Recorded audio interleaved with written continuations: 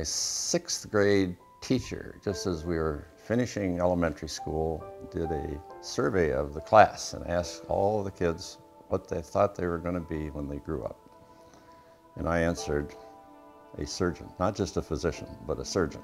There's no questions. Dr. Winter's 80th birthday, we want to celebrate it, we want to celebrate his achievements, and it's a phenomenal thing. There's no question about it. I went to Grinnell College in Iowa. It's a small liberal arts school that had a very good pre-med program, and that's one of the reasons I went there, as well as to play basketball.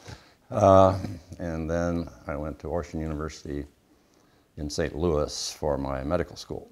And when I was there, I rotated through pediatric orthopedics at the Shrine Hospital, and they had all these kids in these terrible, terrible low bending casts for scoliosis. And I said, well, that's one thing I'd never want to do. At the end of my medical school, I wanted to take one of these big city rotating internships.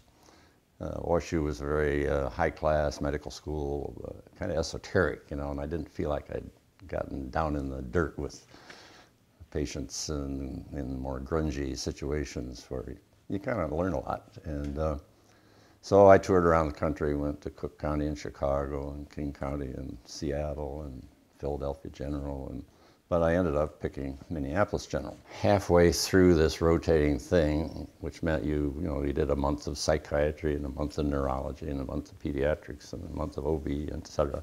I ended up on orthopedic surgery for a month, and I said, bingo, this is the kind of surgeon I want to be. So one day I'd sent my resume over there to the orthopedic office, and I got a call from the secretary, well, could you come over Friday afternoon for an interview with the chairman of the division, which was Dr. Mole. I didn't know who he was from a hole in the ground at that point in time. So I chatted with him for about 10 or 15 minutes, and at the end of that he said, well, would you like to be a resident here? And I said, yes, sir. And he said, fine, you got it. That was the entire process of becoming a resident. One of the really important aspects of Dr. Winter's life and this global outreach program is we should always appreciate the background of Dr. John Moe. John Moe is the father of scoliosis. He was the founding member of the Scoliosis Research Society. And he, together with a lot of other wise men, founded the Scoliosis Research Society. Now, amongst all this group of old, wise men was a young, youthful, towering giant, Bob Winter. They brought him to the inner circle right from the beginning. But Bob Winter worked with John Moe. He learned from John Moe. When I finished the residency, I went into this general orthopedic practice in St. Paul. But Dr. Moe simultaneously apparently sensed my interest in scoliosis and asked me to come and help him at Gillette. And it was a great honor to have that invitation, so I jumped at that. In 1964, the South American Orthopedic Society, they met every 3 years, and the conclusion of their meeting was that they were doing really badly in scoliosis treatment in South America, all over South America. And then the next question is, well, what can we do about it? And they came to the conclusion they had to invite some guru, some real expert, to come to South America and travel around and see the situation and tell them what to do. And they picked Dr. Moe. But he had only one talk. He just kept saying the same thing over and over and over again. It is, gentlemen, treatable.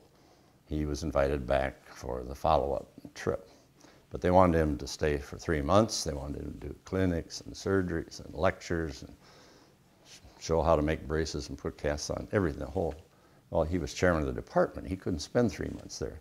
So he said, I'll bring a young assistant along. And that was me. His purpose and his passion with his practice was best patient care possible, as well as to be able to teach residents, fellows, visitors, and anybody about spine surgery. I was running the show. I was only 33 years old, and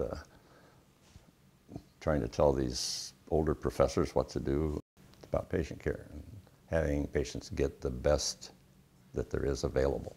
We had a girl that came out of the slums of Sao Paulo, terrible curvature of the spine, 130 some degrees. She was going to die. So we did this big surgery on her. But the problem was, you know, you go down there for 3 months or 2 months or whatever, and you don't know the result of the surgery, you know. And it was so heartwarming when Dr. Moe and I went back for the 20th reunion of our trip. They brought in several of the patients that we'd operated on 20 years before, and she was one of them. Now, she and I had a problem because I didn't speak Portuguese, and of course she didn't speak English. And so we couldn't communicate, you know, and this frustrated her so much that she told the nuns that ran the school at the Crippled Children's Hospital there she wanted to learn English. So when she came back 20 years later, she brought her husband, her 2 kids, and speaking to me in beautiful English. And I said, oh, that's wonderful. Well, what do? You know, you're a mother, I can see that. Oh, she said, I'm a translator at the American Embassy. I thought, that's it. I couldn't give you a better example. Well, I did mention that one of his passions was his family. If you're a busy doctor, you're at the hospital all day, and you have to go in at night sometimes to see problems on call, it takes away from your family. So Jane and I tried to work hard at keeping that under control.